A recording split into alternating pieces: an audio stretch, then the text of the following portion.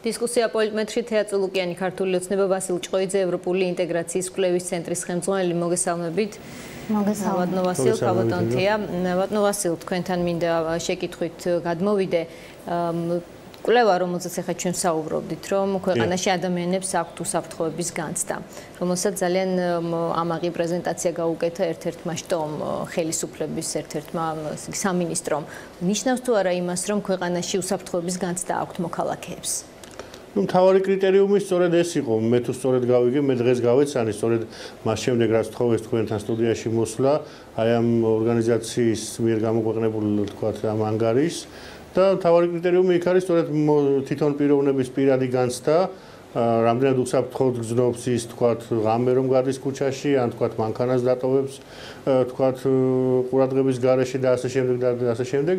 შესაბამისად, ამ ორგანიზაციას გააჩნია თავისი კრიტერიუმები ამის აღრიცხვის, ესე თქვათ, შეფასების და აი ამ კრიტერიუმების მიხედვით ჩვენ საკმაოდ სერიოზული ისა გვაქვს მიღწევა მაჩვენებელი და ნუ ახლა ეს თვითონ ის უწყება, თქვენ ალბათ იუსტიციის სამინისტრო იგულისხმებთ, ნუ ეს უწყება სწორედ პასუხისმგებელი მსგავსი ინფორმაციის გავრცელებაზე საზოგადოებაში და ამ შემთხვევაში ბუნებრივია იუსტიციის სამინისტრომ გაავრცელა სწორედ აი მართლმსაჯულების და უსაფრთხოების განცდა მოქალაქეებში აი ამის თაობაზე ჩატარებული კვლევის შედეგი, რომელიც ტარდება, რა თქმა უნდა, არა მხოლოდ საქართველოსთან მიმართებაში, არამედ მსოფლიოს ყველა ქვეყანაში, როგორც ნახეთ, იქ ჩამოთვლილი იყო ძალიან ბევრი სახელმწიფო. ქავატონთია, თქვენ ოპონენტის რეჟიმში ხართ, ოპონირების ხელისუფლებასთან და ფაქტია, რომ ახლა ამ კვლევის შედეგს ახლა ალბათ ეჭვისქვეშ არ დააყენებთ.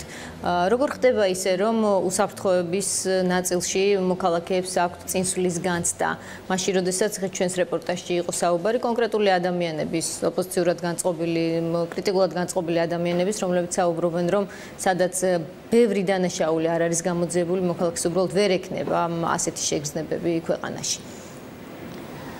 მოგესალმებით. მე ვერ წარმომიდგენია რა არის ამ დასკვნაში და კვლევაში განსაკუთრებული. გამომდინარე იქიდან, რომ ჩვენ ყველამ შევამჩნიეთ 8 წელი გქონდა ამისთვის, რომ მართლაც, როდესაც ჩვენ სეირნობთ ქუჩაში, არ გვესხმის თავს არავინ. როდესაც ჩვენ ტოვებთ მანქანას, იქ როგორც წესი, გვხვდება ის ნივთები, რასაც მანქანაში ვტოვებთ. თავარი ეს არ არის. თავარი არის ის, რომ ჩვენ უნდა გვესეირნებოდეს. თავარი არის ის, რომ ჩვენ გვსურს უსაფრთხოებიდან გადავიდეთ ბედნიერი ადამიანების საზოგადოებაზე. არის სხვა კვლევა, რომელსაც არავინ საქართველოში ხაზს არ უსვამს, მაგრამ დასავლეთ ევროპის ქვეყნებში გაცილებით უფრო დიდ მნიშვნელობას ანიჭებენ. ეს არის ბედნიერების ინდექსი.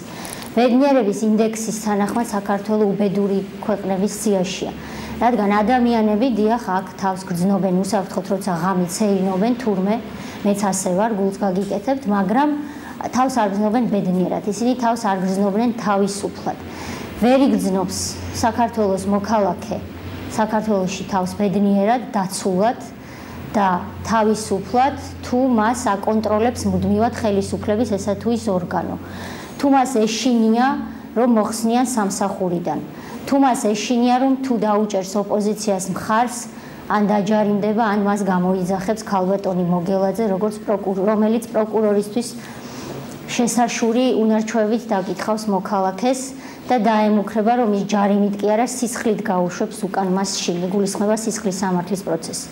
და ვერ იქნება საქართველოს მოქალაქე დაცული, რაც არ უნდა ღამით ქუჩაში უსაფრთხოდ სეირნობდეს, დაცული, როდესაც შინაგან საქმეთა სამინისტროს ხელმძღვანელობს ის ადამიანი, რომელმაც 2006 წლის მარტში პატიმრების ხოცვაში ორთაჭალის ციხეში სავარაუდოდ მონაწილეობა მიიღო.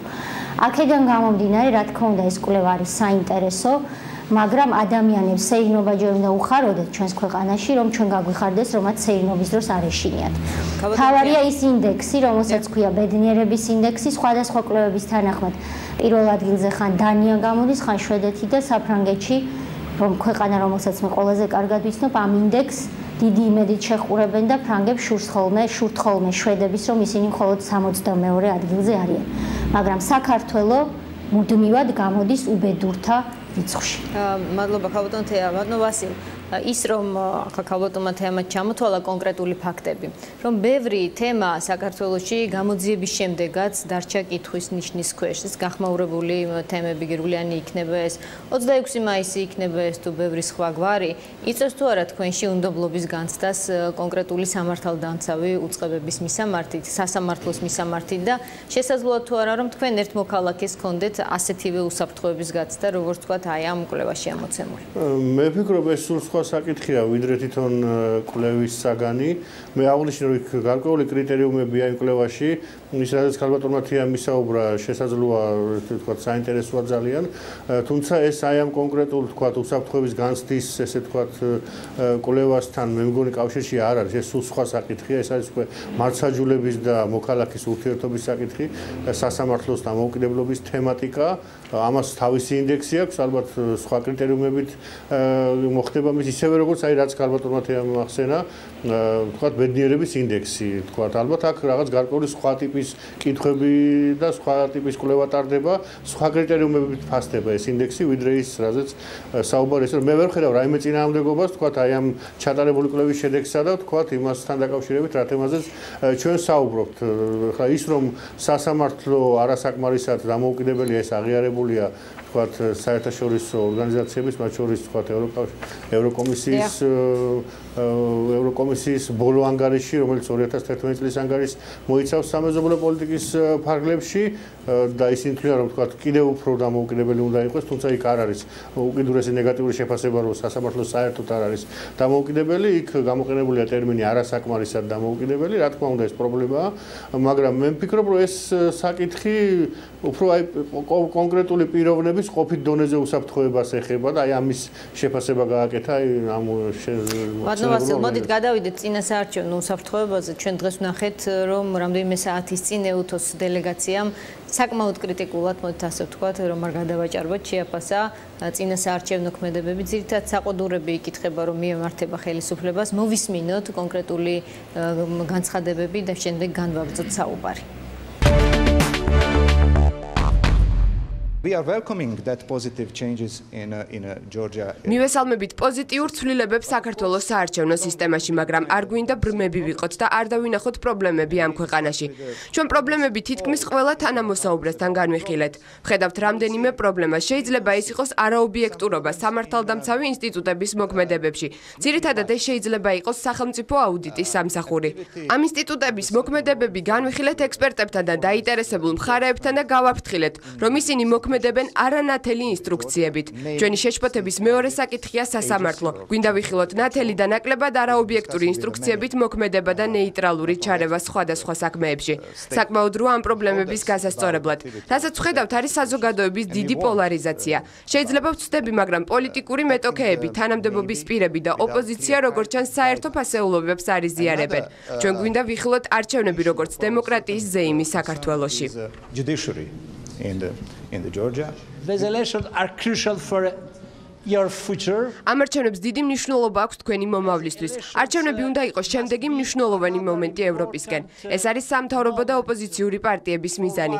ცოტა ლენინიზმია საარჩევნო კამპანიაში, რომლის მიზანია მტრების განადგურების მცდელობა და არა პროგრამების წარდგენა. ამ საზოგადოებაში არ არის მტრები. მნიშვნელოვანია პარტიებმა აჩვენონ ხალხს თავიანთი პროგრამები და იდეები. საქართველოს მნიშვნელოვანი ერია, მნიშვნელოვანი ადგილი კავკასიაში. დემოკრატიის შუქია და ჩვენ აქ ვართ ამ შუქის ხაზგასასმელად.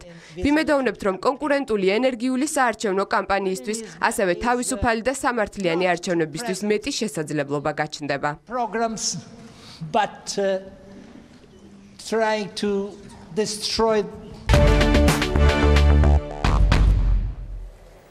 ბატონო ვასილ, რამდენიმე ფრაზა ლენინიზმი წინასაარჩევნო კამპანიაში, რომელიც მიზნად ისახავს მტრების განადგურებას, სახელმწიფო აუდიტის სამსახურის არანათელი ინსტრუქციების, სასამართლო, რომელიც EUTOS რეკომენდაციით სასურველია ნეიტრალური არბიტრი იყოს, ახლა EUTO არ არის აგამორჩეული ვინაიდან სასამართლოს მოვალეობა სწორედ ეს არის, როდესაც ასეთი მინიშნებები კეთდება წინასაარჩევნოთ, არის თუ არა ეს სერიოზული განგაშის საფუძველი თქვენთვის როგორც ერთი მოქალაქისთვის?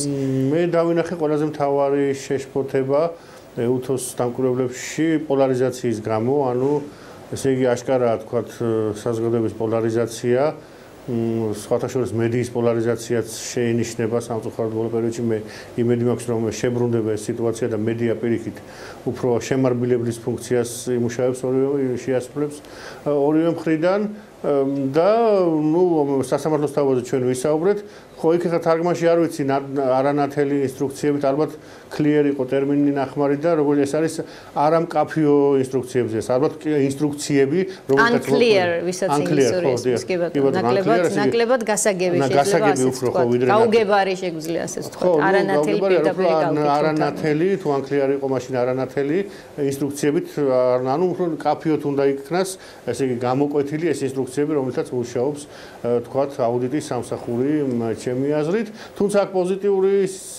გამონათქვამებიც იყო, თქვათ, ის რომ საქართველოს ძალიან დიდი მნიშვნელობა აქვს კავკასიის რეგიონში და ის არის შუქურა არ უთქვიათ, მაგრამ შუქი თქვეს. კი, შუქი თქვეს. იცით ბატონო ვასილ, მაინც მოდით ახლა ჩვენ სერიოზულად საუბრობთ. კი ბატონო, ჩვენ ვიცით გვესმის დიპლომატიური ენა მეტნაკლებად ახლა როგორც ჩვეულებრივ ყველა მოქალაქეს. ჩვენ არ მედის ხოლმე ცოტა ჩვენ გვინდა რომ იყოსო განვიხილავთ როგორც შუქსო, შეგვაქვს წინასწარ სტიმულის. სერიოზულად აღნიშნავთ, აი დასაწყისშივე პირველივე წინადადება მე მივესალმებით პოზიტიურ სწორი თარგმანი მიყვა, მივესალმებით იმ პოზიტიურ ცვლილებებს, რომელიც და შემდეგ აქ დაიწყო იმ სწორედ მაგრამ შემდეგ რაც იყო აუდიტი და ლენინიზმი და მტრებთან ბრძოლა აი ამ თემას როგორ შეაფასებთ პოლარიზაცია მისმა კოლეგამ ახსენა პოლარიზაცია ხოლო შემდეგ აი ეს ტერმინი უკვე მეორე კოლეგამ ახსენა ანუ ეს ერთი და იგი არის ლენინიზმში მან იგულისხმება რომ არის პოლარიზაცია და მოწიდა გადაამტკისა განსაზღვრა რას გულისხმობდა ის ამ ტერმინში რომ ესე იგი მოპირისპირე მხარეები ერთმანეთს უყურებენ როგორც მტერს ну, უთენ ამაში რა თქმა უნდა არ იგულისხმება არც ლენინის იდეები და კოლექტივიზაცია უბრალოდ ესე იგი ოპონენტთან ასეთი დამოკიდებულება როგორც თქვენ ფიქრობთ რომ თქვენ ახლა თანაბარწილად განიხილავთ ანუ მტრებს თანაბრად ეძახის ჩვენ ყოველდღურად უყურებთ საარჩევნო კამპანიას თქვენი აღქმით მტრებად თანაბრად აღიქვავს ერთი მხარე მეორეს როგორც ქართული ოცნება ნაციონალებს ასევე ნაციონალები ქართულ ოცნებას ესენი ასეც მსჯელობენ ხოლმე სადროგორია ძნელი სათქმელი ადამიანში მაგრამ ნუ ყოველ შემთხვევაში ფრაზეოლოგია არის ორივე მხრიდან რა თქმა უნდა რადიკალური და მტრებს ორივე ერთნაირად იყენებს რომ უკან გზა არ არის რომ ყველაფერი უნდა ჩავხერგოთ წინ წავიდეთ ეს არის ბრძოლა ეს არის ომი კლავ დარჩა ნაციონალურ მოძრაობა ხელისუფლების სათავეში საქართველოს გაქრება საერთოდ ესეც მომისმენია ივანიშვილის მომხრეებისგან ესეც რა თქმა უნდა ამ პოლარიზაციის ესე თქვა შედეგია და ასე შემდეგ ნუ ახლა ფაქტია არსებობს ეს პოლარიზაცია ახლა ამის მიზეზებზე და ამის გამომწვევებზე ცალკე საკამათო თემაა და სადებატო თემაა მაგრამ ნუ ეს რომ ფაქტია რომ პოლარიზაცია არის და კონკრეტულ ესე თქვათ ორგანიზაციის შემოტანილია ქართულ პოლიტიკურ ცხოვრებაში, ნუ ამას ვერ გავექცევით. კონკრეტული ორგანიზაციის რას გულისხმობთ? ივანიშვილის მიერ ჩამოყალიბებული, საერთოდ მისი მოსვლა. ოცნების შემოტანილია პოლარიზაცია. რო გამოჩნდა საერთოდ ამითი, ხო? პოლიტიკაში რომ გამოჩნდა, რომ საერთოდ უმერთმა გაუმარჯოს პოლიტიკაში რომ გამოჩნდა. ქალბატონ თეა, ლენინიზმის ესე იგი ნიშნები რამდენად შეინიშნება როგორც თქვენი მოპირისპირეს ქმედებებში, ასევე მოდით იყავით თვითკრიტიკული თქვენს ქმედებებშიც, იმიტომ რომ როდესაც პოლარიზაცია ხდება საზოგადოებაში ცალი მხარე არასდროს არ არის ალბათ დამნაშავე. პოლარიზაციის კულტურა ჩვენ საზოგადოებაში დაამკვიდრა მიხეილ სააკაშვილმა, რომელიც გამოვიდა, როდესაც მოვიდა ხელისუფლებაში და ნაწილი საზოგადოების ჩარეცხილებად გამოაცხადა და ნაწილ საზოგადოებისა უთხრა რომ თუ ჩემთან არ ხართ, თქვენ ჩემი მტრები ხართ და აქედან გამომდინარე თავი გააიგივა სახელმწიფოსთან, საქართველოსთან და საზოგადოებრივ და სახელმწიფო ინტერესთან. ჩვენ ქართული ოცნება ვებრძვით სწორედ ამას. ჩვენ საზოგადოებას ვაჩვენეთ რომ არსებობს სახელმწიფო ინტერესი და რომ მიშას ინტერესი საქართველოს ინტერესი არ არის ავტომატურად და რომ ხელისუფლება პოლიტიკური და სახელმწიფო ორი აბსოლუტურად სხვადასხვა თემაა. პოლარიზაციის მთავარი წყარო და მე ამაში მკაცრად შევეწინააღმდეგები ბატონ ვასილს. პოლარიზაციის მთავარი წყარო ამ ქვეყანაში რევოლუციის შემდეგ არის თვითონ სააკაშვილი თავისი რიტორიკით, რომელშიც ძალიან ბევრი ზიზღის ელემენტია გამაკრიტიკებელი ადამიანების მიმართ. არის საომარი რიტორიკა მას შემდეგ, რაც ის ხელისუფლებაში მოვიდა და ის არ არის მიჩვეული, არ იყო მიჩვეული კრიტიკას. მან შექმნა ერთპარტიული და მონოლითური ხელისუფლება, სადაც კრიტიკის ხმა არ გაისმოდა ხოლმე. არსებობს დიდი მოვლენა ქართულ ახალ უახლეს ისტორიაში პოლიტიკის, ეს არის გასული წლის ოქტომბერი, როდესაც გაჩნდა ნაციონალური მოძრაობის საპირწონე ძალა ქართული ოცნების სახით.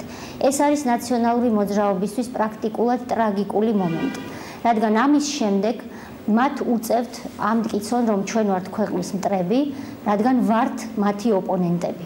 Აი, ამიტომ ჩვენ გვინდა, რომ მომავალი არჩევნები ჩატარდეს მაქსიმალურად მშვიდობიანად, მაგრამ მანამდე ეს წინასაარჩევნო კამპანია მშვიდობიანად ჩატარდეს ჩვენს მხარესაც და მათ მხარესაც, იმისთვის, რომ მართლაც როგორც ეუთოს და ევროსაბჭოს ტექსტებშია ნათქვამი, იზეიმოს დემოკრატია. ნაციონალური მოძრაობა ვერ დარჩება ხელისუფლებაში, დროა ისინი ამას შეეგუონ და მართლაც შეწყვიტონ ის აგრესია და ზიზღის ტალღა, რომელიც ჩვენსკენ მოდის. ჩვენ გვასახელებენ, რომ ვართ, ასე ვთქვათ, გარეშე ძალების ამფსონები თუ დამქაშები, რაც გნებავთ ის დაარქვით, მაგრამ ვერ ჩამოყალიბებულან პოზიციაში ხან რუსის აგენტებს გვეძახიან და დღეს მოველანდეთ ამერიკულ პეპლებად. ამიტომ, აი ის ლოგიკა, რაც დღეს მეფობს საქართველოში, არის უშუალო პასუხისმგებლობა მიხეილ სააკაშვილის და იმ გუნდის, რომელიც მას გვერდში უდგას. ისინი უნდა მიეჩვიონ იმას, რომ ჩვენ ვარსებობთ. გაქვთ თუ არა თქვენ მიიღეთ თუ არა თქვენ თავზე კრიტიკის ნაწილი მაინც, რომელიც ეუთომ გამოთქვა, თუ თქვენთვის ეს ერთმნიშვნელოვნად იყო ხელისუფლების მისამართით გაკეთებული განცხადებები. რა ნაწილები მიიღეთ თქვენს თავზე? მოგახსენებთ, ჩვენ მუდმივად დგამთ ნაბიჯებს იქითკენ, რომ სიტუაცია გამოსწორდეს. ჩვენ მონაწილეობთ ძალიან აქტიურად იმ უწყებათა შორის კომისიაში, რომელიც არის მართლაც, როგორც ეუთოს დასკვნაში ანათქვამი, ერთ-ერთი წინ გადადგმული ნაბიჯი იმ საარჩევნო კოდექსისა, რომელიც იქნა მიღებული. რა თქმა უნდა, ჩვენ ამაში მონაწილეობთ და გვინდა ხოლმე მუდმივად გამოვასწოროთ სიტუაციები. რაღაც სიტუაციები იქნა თავიდან არიდებული, რომ არ მოხდა კარალეთი მაგალითად ვარიანში და სხვა სოფლებში. რაღაც სიტუაციები ვერ იქნა თავიდან არიდებული, მაგრამ ჩვენ მუდმივად ვართ თხოვნის თუ მოთხოვნის პოზიციაში, რომ სიტუაცია გამოსწორდეს. ჩვენ დღესაც 40 დღე დარჩა 1 ოქტომბრამდე დაახლოებით.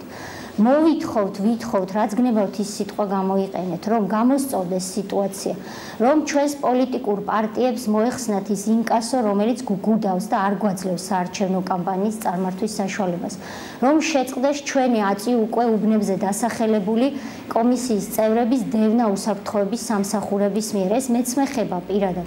ნაძალადევის რაიონში კომისიის წევრებზე უბნებში მიდის უკვე ზეწოლა და მათი გადაბირება ნაციონალების მიერ.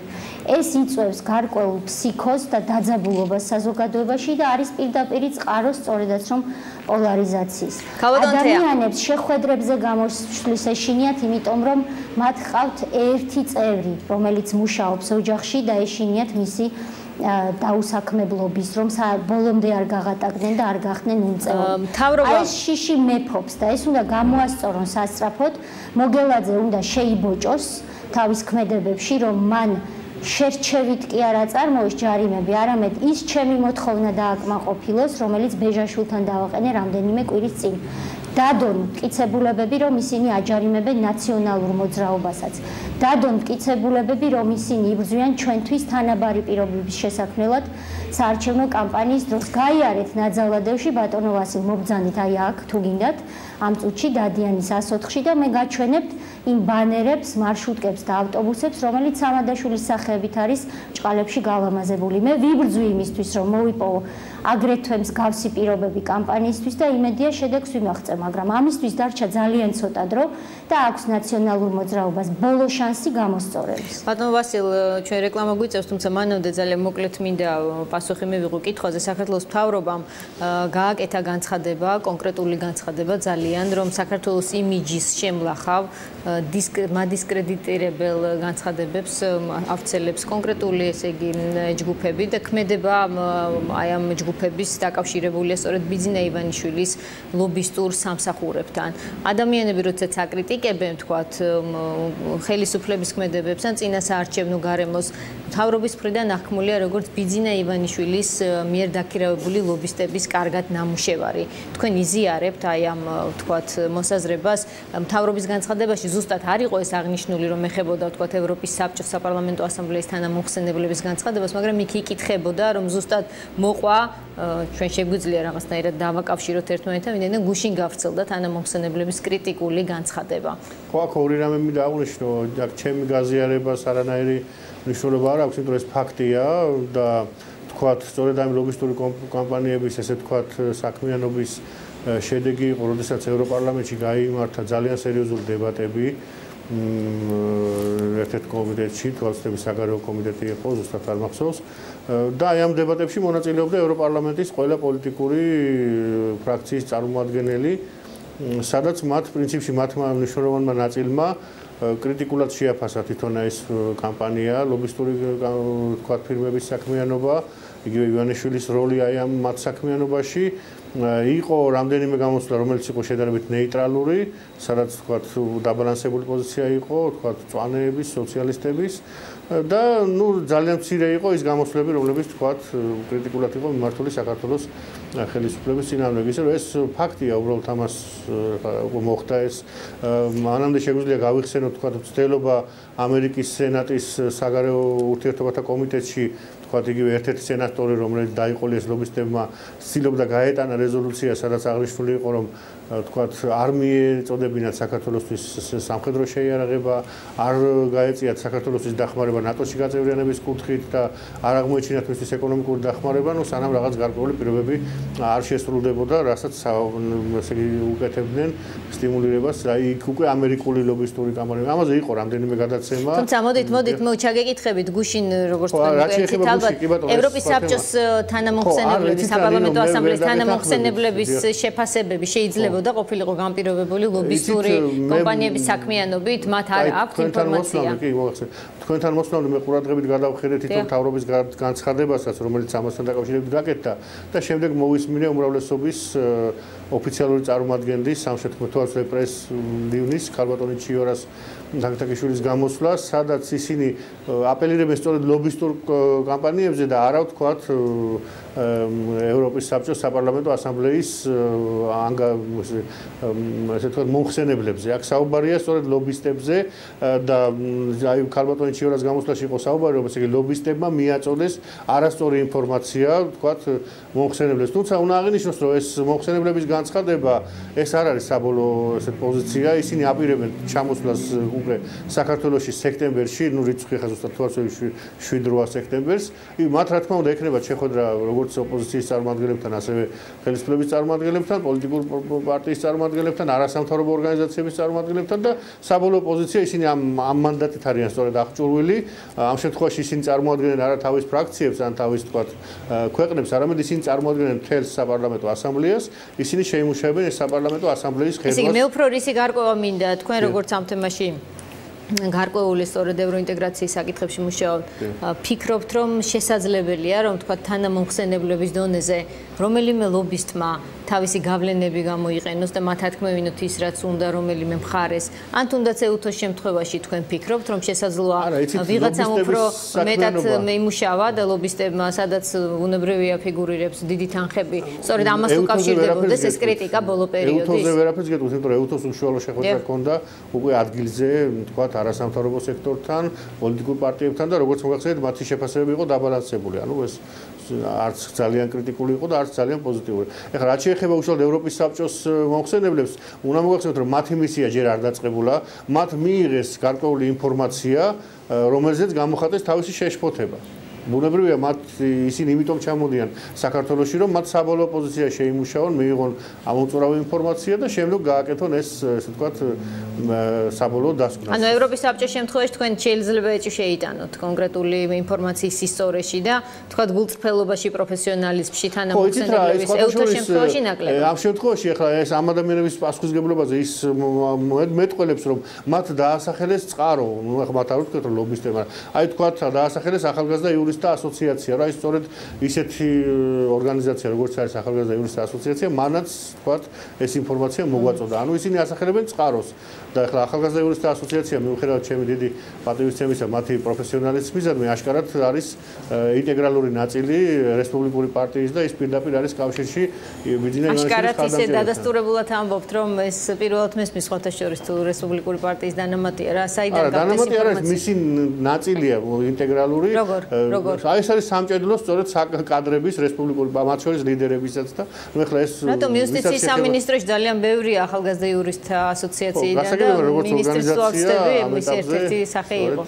და ყოფილი მინისტრები ასე რომ მაინცა და მაინც მე მგონი ახალგაზრდა იურისტების პროფესიონალიზმში მე მგონი ფლატასე არ არის ჩვენი ხა რეკლამა მოგვიწია. ჩემი მიზანი არ არის ამ შემთხვევაში მელაპარაკა ამ ორგანიზაციაზე. უბრალოდ ფაქტის თუმცა ნეგატიურ კონტექსტში ახსენებთ, რაც დამოუკიდებელი მონიტორისთვის არის ძალიან მნიშვნელოვანი, ვინაიდან დისკრედიტაცია თითოეული სულ რამდენიმეა დამოუკიდებელი ორგანიზაცია, რომელიც ასოცირებულია, არსებობს ადენაუერის ფონდი, რომელიც ასოცირებულია გერმანიის ქრისტიან დემოკრატიულ პარტიასთან. რატომ არის ეს დამოუკიდებელი ადენაუერის ფონდისთვის?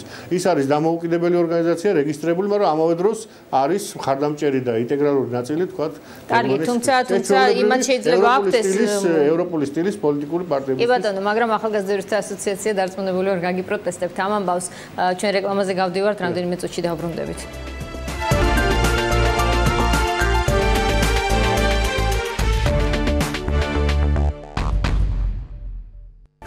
12 მეტრი ეთერში ბრუნდება ქალბატონი თეატოლოგიანი ბატონი ვასილ ჭყოიძე გსტუმრობენ, ვინც ახლა შემოგვიერთდით და ჩვენ ახლა ძალიან საინტერესო ინფორმაცია მივიღეთ, როგორც ჩანს საერთაშორისო საზოგადოების პირველმა ნიშნებმა ზეწოლის შედეგი გამოიღო, ვინაიდან ალბათ თქვენც ახლა მოისმენთ ამ ინფორმაციას აღსრულების ეროვნულმა ბიურომ ქართული ოცნების წინააღმდეგ ჯარიმის შემდგომი აღსრულება გადადო.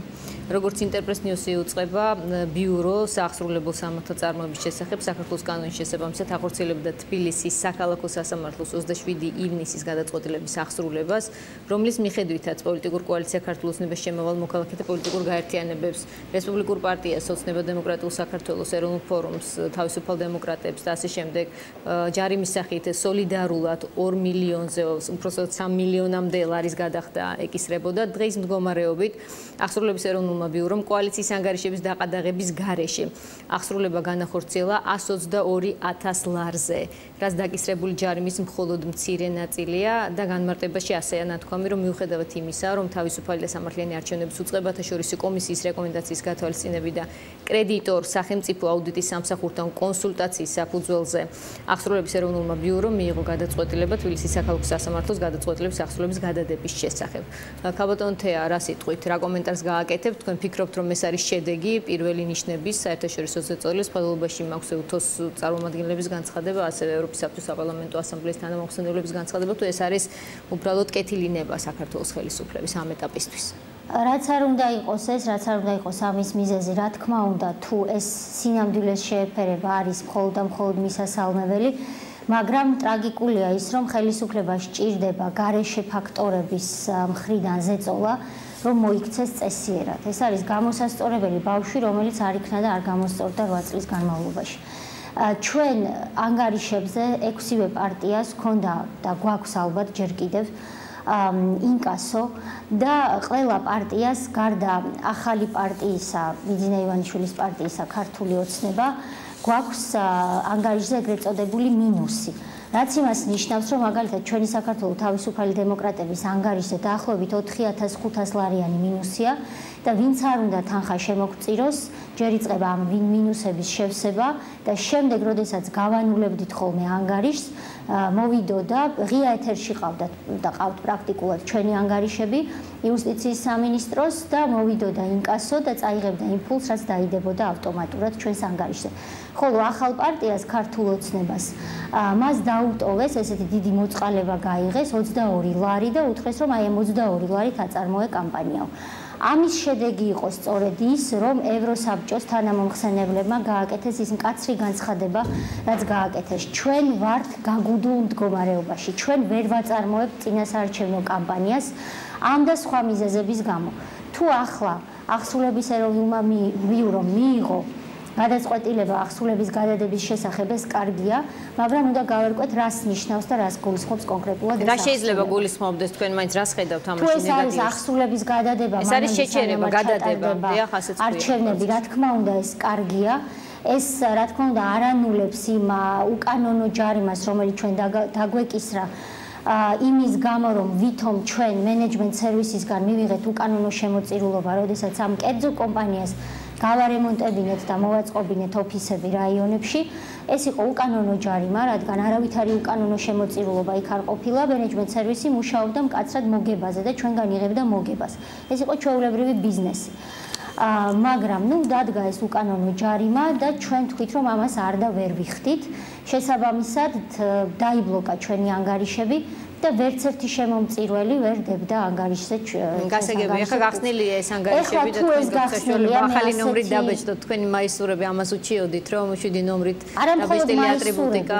არა მხოლოდ მაისურები, ქალბატონო ნინო, აქ ჩვენ ელემენტარულ ხელშეკრულებებს ვეღარ ვდებდით, ვერც კერძო ფირმებთან და ვერც ინდივიდუალური შემომწირველები ვეღარ შემოჰქონდათ მათ ფული ანგარიშზე და ვიყავით ბლოკირებულები. ალბათ ახლაც ვართ, იმიტომ რომ ეს ის ხელისუფლებაა, რომელსაც შეუძლია რაღაცა გადმოაგდოს, რა გადმოაგდო ამის მნიშვნელობა ჩვენ ჯერ კიდევ უნდა გავარკვიოთ. კიდევ ერთხელ ვიმეორებ, თუ ეს არის ახსულების გადადება არჩევნების შემდგომ პერიოდამდე, ეს რა თქმა უნდა კარგია, ჩვენ ხელფეხს გაგვიხსნის ეს და მოგცემს საშუალებას შედარებით ვაწარმოოთ თავისუფალი ბატონ ვასილქანმა კითხვა, ეს არის თუ არა უკან დახევა ხელისუფლების მხრიდან, თუ კი სამართლებრივი გადაწყვეტილება იყო, რატომ მიაქვს უკან ანდროებით, რატომ აჩერეს ამ ახსრულების პროცესს კონკრეტული უწყებები, როგორ ფიქრობთ? ინტერპრეტაცია ყველანაირი შეიძლება მიეცეს უკან დახევა, ან რა ვთქვათ, საარჩევნო პროცესის ვთქვათ, ხელშესაწყობად გარადგული ნაბიჯი.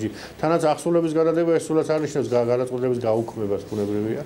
მანდა შეიძლება იყოს თქვა კეთილი ნებაც. ანუ რასაც გნებავთ იმას უწოდებთ და გააჩნია. თქვენ რას უწოდებდით, ესე იგი? ჩემი აზრით ალბათ არაკეთილი ნება, მე ეს არის კეთილი ნება, რას უკავშირდება ეს ყველა? არაკეთილი და კეთილი ნება არ იყო. ჩემი აზრით ეს იყო საარჩევნო პროცესის მიმართ, რომ არ გაჩნდეს ეჭვი საერთაშორისო თანამეგობრობაში, გადადგა ეს ნაბიჯი ხელისუფლებამ.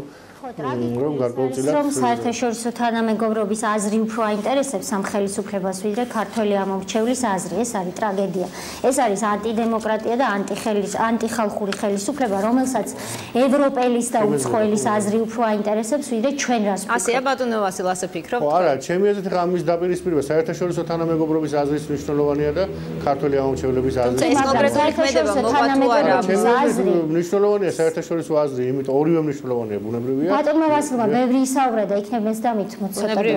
საერთაშორისო თანამეგობრობის აზრი ხელისუფლებისთვის მაშინ არის მხოლოდ მნიშვნელოვანი, როდესაც ეს აზრი არის მისთვის სასარგებლო. როდესაც გამოდის ისეთი დასკვნები, როგორც EUTOM და ორმა თანამომხსენებელმა გააკეთეს ევროსაბჭოსი, მაშინ ხდება ინტერპრეტაციები, რომ მათ ვერ გაიგეს და ბიძინა ივანიშვილმა მოახდინა მათზე ზეწოლა და ათქმევინა. ევროპელები და დასავლეთი არ არიან ისინი, ვისაც ვინმე რამეს ათქმევინებს, მაგრამ ისიც მართალია, რომ ბიძინა ივანიშვილს ყავს ლობისტები და ამ ლობისტებს თავის კერძო ფულს უხდის მიშა სააკაშვილისგან განსხვავებით, რომელიც ხალხის ფულს იპარავს ბიუჯეტიდან და ლობისტებს აფინანსებს. კიდევ ერთხელ ვიმეორებ, რაც შეეხება ჩვენს მუშაობას, ლობისტებს რომ თავი დავანებოთ, ევროსაბჭოში ბრძანდებოდა თინა ხიდაშელი, დავით უსუფაშვილი, ალექსი პეტრიაშვილი, მეც გახლდით. იგივე ჟენსენს ვესაუბრე მეც. და ეს ის ჟენსენია, რომელთანაც სხვათა შორის ჩვენი ახალგაზრდა თაობა, მიშა ამაშუკელი, ნინო ყურვა, მიშა მესხი და კიდევ გაგა ამბროლაძე სააკაშვილის იქაურ ელჩს, რომელმაც არ იცის, რომ ელჩი ნეიტრალური პირი უნდა იყოს და საელჩოს ბოდიშს ვიხდი გამოთქმისთვის, გაყიდული ყავდათ ეს ახალგაზრდები, როგორც კრიმინალები. ჟენსენთან მე მომიწია ახსნა განმარტება იმისა, რომ ქუთაისში გამართული პროცესი არის ახალგაზრდა თაობის დევნა და რომ ნინო ყურვას, სიფრიფანა 21 წლის გოგონას და მიშა ამაშუკელს, რომელიც ახალი თაობის ნათელის სახე არ ჩაუდენიათ ის დანაშაული მისთვისაც ეს ცოტა სხვაგან წარგმნა ჩვენ გასაგებია იგება ბატონ ვასილ მიეცეთ კომენტარის საშუალებით ჩვენ პატარა ვიდეო გვაქვს კიდევ სანახავი ბატონ ვასილ გისმენთ ქალბატონთიას დიდი შემოვნები დაუქრო კიდევ დროს კი ბატონო მაგრამ ჩვენ ცოტა დრო გვაქვს მე არ დამთავრებია აზრი იმ თემაზე რომელზეც საუბრობდით საერთაშორისო თანამეგობრობის აზრი ჩვენთვის რა თქმა უნდა ძალიან მნიშვნელოვანია და ეს არ არის მნიშვნელოვანი მხოლოდ ხელისუფლებისთვის პირადად ჩემთვისაც ძალიან მნიშვნელოვანია და ზოგადად ზოგადად ყველა პოლიტიკური პარტიისთვის და თითოეული მოქალაქისთვის, იმიტომ რომ აი ამ არჩევნებს ელოდება ძალიან ბევრი ჩვენთვის საინტერესო და ჩვენთვის მნიშვნელოვანი საერთაშორისო ორგანიზაცია და ამ არჩევნების დადებით შეფასებაზეა დამოკიდებული თუ როგორ განვითარდება საქართველოს სვლა ევროპული და ევროატლანტიკური სტრუქტურებისაკენ და აი ამ სტრუქტურებში ინტეგრაციის მიმართულებით და საერთოდ როგორი დამოკიდებულება ექნება ზოგადად დასავლეთ საქართველოს მიმართ. ამიტომაც არის ეს რა თქმა უნდა ჩვენს მოქალაქეებსაც ეხება ეს და საერთაშორისო ორგანიზაციებსაც და რა ვიცი ხა მე წინააღმდეგობას ვერ ვხედავ რა თქმა უნდა საკუთარი მოქალაქეების ინტერესებიც უნდა ესმოდეთ ხელისუფლებას და ასევე უნდა ითვალისწინებდეს საერთაშორისო თანამეგობრობის ხედვასაც და შესაბამისად იყო ჩვენ საერთაშორისო ურთიერთობების ნაწილი ვართ. რას ფიქრობს ეს არის მთავარი და საერთაშორისო თანამეგობრობის აზრის სწორ ფორმირებას ჩვენ ქართული ოცნება ხელს ვუწყობთ და აღარ დავუშვებთ იმ მითის თავიდან აღმოცენებას და შექმნას, რომ საქართველოში არის დემოკრატია და რომ მიშა არის ამის შუქურა. ეს მითი დამსხვრეულია დასავლეთში, ამას ტრაგიკულად აღიქვამს სააკაშვილი და ის კიდევ უფრო მეტ ფულს პარავს საკუთარ მოსახლეობას, რომ ახალ-ახალი ლობისტური კომპანიები დაიქირავოს. მაგრამ თავარი მაინც არის რას ფიქრობს აქაური ამორჩეველი და შემდეგ რა თქმა უნდა კარგია ვიცოდეთ რას ფიქრობენ ჩვენი დასავლელი მეგობრები. მადლობა ქავტონთია, დასავლელი მეგობრები დაასრულოს თავისი აგრეთვე ძალიან მისასალმელია. გისმენთ ბატონო ვასილ, სწორედ ამ ლობისტებთან დაკავშირებით არის თუ არა ეს ლობისტების მუშაობის შედეგით ეს არის რეალობის სწორი აღქმა რომელიც ჩემი პოზიცია ერთხელ მაქვს გამოხატული ამასთან დაკავშირებით. მე ხლა მე ამას აღვიქვავ ლობისტების საქმიანობას როგორც დისკრედიტაციას ქართული სახელმწიფოსი და არა იმიტომ რომ ხელისუფლების დაცვა მინდა, არამედ იმიტომ რომ ქართული სახელმწიფოს პრესტიჟის შენარჩუნება მინდა. ნუ ეს კამათის საგანია მე როგორც ხედავ ქალბატონთიასთან, მაგრამ დღეს ჩვენ ამ თემაზე არ მოვსულვართ, თუმცა მე დიდი სეუნებით მივიღებ ამაში მონაწილეობას. ისე რომ ნუ ამ შემთხვევაში ჩვენი პოზიციები განსხვავდება, იმიტომ რომ მე ეს მითის დამსხვრევად არ მიმაჩნია ამ ლობისტების საქმიანობა, მე მიმაჩნია მათი საქმიანობა ქართული სახელმწიფოს დისკრედიტაცია. დისკრედიტაცია რატომ თუკი ქალბატონთია კითხვა ქართული სახელმწიფო და არც მიშა არის ქართული სახელმწიფო. მე არა ვარ ქართული სახელმწიფო არის ქართველების ქვეყანა, საქართველოს მოქალაქეების ქვეყანა, რომლებიც ცხოვრობენ თაობებია უკვე და თქვენ ვერც უმცირესობების უფლებები დაიცავით და ვერც თქვენმა ხელისუფლება. მე მინდა ქალბატონთია და ვერც უმრავლესობების და ნუ ერთი წამით დავასრულებ თქვენ არაწყვეტინებდით ბატონ ვასილს. რაც შეეხება საიას, მე ძალიან მაინტერესებს საიდან მოვიდა საიაზე მითი რომ რესპუბლიკური პარტიის ფილიალია, მე მაინტერესებს ბატონი ვასილი ვისი ფილიალია. როდესაც ის ამბობს რომ თურმე ლობისტების საქმიანობა და ის რომ მე ჩავდივარ სტრასბურგში მაგალითად ჩემ თავზე ვიტყვი სხვას რომ არ ეწყინოს და იენსენს ვუხსნი რაში მდგომარეობს ქართული ანტიდემოკრატიული ხელისუფლება. ეს არ არის ქვეყნის საწინააღმდეგო ქმედება რომ გავაგებინოთ იენსენს და სხვებს მეგობრებს რომ ნათია მოგელაძე არის ტერორით დაკავებული და რომ შინაგან საქმეთა სამინისტროს ხელმძღვანელობს პრაქტიკულად ქალბატონთეუნა თქვენი ჩასვლა სტრასბურგში ეს არის პოლიტიკური პარტიის წარმომადგენლის ჩასვლა და თქვენი წარმომადგენლები ჩადიან ნაციონალები და მთელი საელჩო არის პოლიტიკურ მანქანად. ჩემი წარმომადგენლები არ არიან ნაციონალები, რა ვიცი, ესეთ პატევია ჩემთვის. მაგრამ საქმე იმაშია, რომ პოლიტიკური პარტიის წარმომადგენლების ჩასვლა ეს არის სხვა საკითხი და ბუნებრივია იქ კარგად ესმით რომ საზოგადოებაში არის სხვადასხვა შეხედულებები, ეს არ არის თქვათ გარკვეულწილად ტოლფასი იმ საქმიანობის, რასაც ლობისტები ეწევიან. ლობისტები ცდილობენ მასმედიის თუ სხვადასხვა ეგრეთ წოდებული think tank-ების გამოყენებით მოახდინონ ისეთი თქვათ პოზიციის სტიმულირება, რომელზეც შექმნიან შტაბ-ბიჭდებას, თუ ეს წარმოვიდა ნეიტრალური თქვათ კვლევარების და ნეიტრალური დამკვირვებლების შეიძლება მე ფინალში ხა ყოველგვარი ლობისტების, ყოველგვარი ინტერპრეტაციების, შეთქმულების თეორიების გარეშე ძალიან მოკლე ვიდეო მინდა გაჩვენოთ კალენჯიხის რაიონის სოფელი ჯგალი. უცნაური ამბავი დღეს ქართული ოცნების მაჟორიტარ დეპუტატობის კანდიდატის მოსახლეობისთან შეხვედრისას ამერიკული პეპლის შესაწამლი მანქანა გამოჩნდა და გარემე მოწამლა. მოდით ნახოთ და ძალიან მოკლე კომენტარებს ველი, იმიტომ რომ ყველა დრო ამოიწურა ჩვენთვის განსაზღვრული ამ ბლოკისთვის.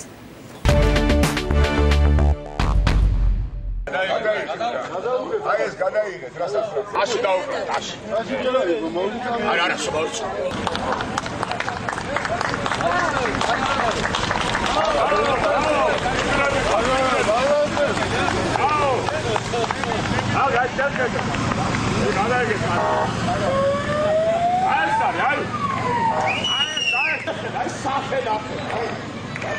ეს შეიძლება ტრასაზე გააკეთო შეკრება აქ არის, ხალხი აქ არის, ამას აკეთებენ. ესენი ხალხია. არ გაუკეთებიეს, როდიონოს, იმ რუს ჯალათს არ გაუკეთებიეს, აბრა, ასაც აკეთებენ. აი შეხედეთ, და სულ თქვა აღარ შეიძლება. ეს ნაკიფუშის ასე გააკეთეს. ლემინი ალუხა, სოფელი ხოდა. Mi alujado? ლემინი. Demin mire.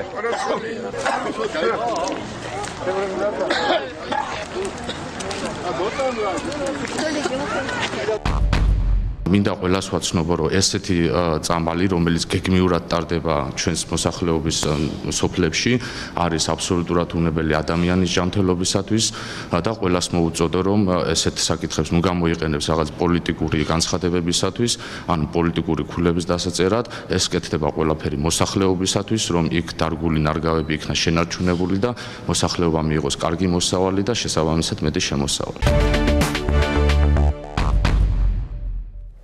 ბატონო ვასილ, თქვენ როგორ აღიქვით ეს ფაქტი შემთხვევითობა თუ ამერიკული პეპლის გავლით ოპოზიციასთან ბრძოლის ერთი პატარა მექანიზმი? ნელი ახლა ამის შესახებ ყოველ შემთხვევაში კომენტარი უკვე მოვისმინეთ, რომ არ არის თქვა საფათო და მიზანიც განმარტავ თქვა შესაბამისი უწყების წარმომადგენელმა. მე გჯერათ ამ ვერსიის, არანაირი საფუძველი არ გაქვთ რომ არ გჯეროთ. ვერც დავამტკიცებ რომ ნამდვილია ეს ვერსია და ვერც იმას ვიტყვი რომ არ არის ნამდვილი.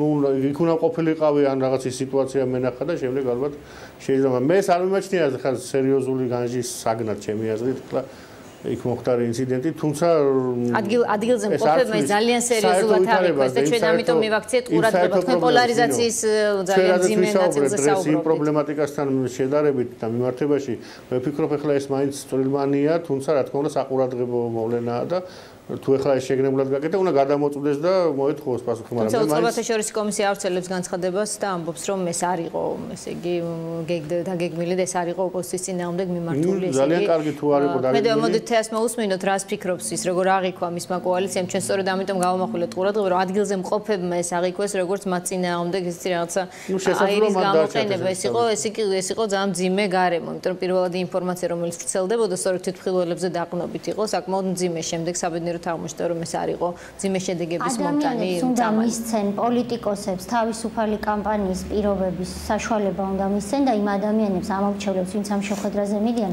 არაფერს არ უნდა ასხურებდნენ როგორც პეპლებს ეს მე მგონი სასაცილოა ამის თქმა და რაც არ უნდა კეთილთვისებიანი იყოს ამგვარი მისხურებული ნივთიერება ჩვენ დასკვნის სახით ქართული ოცნება ვაცხადებთ რომ ყოველთვის მივიტანთ საერთაშორისო თანამეგობრობამდე იმ დარღვევების ფაქტებს, რაც ხდება საქართველოში.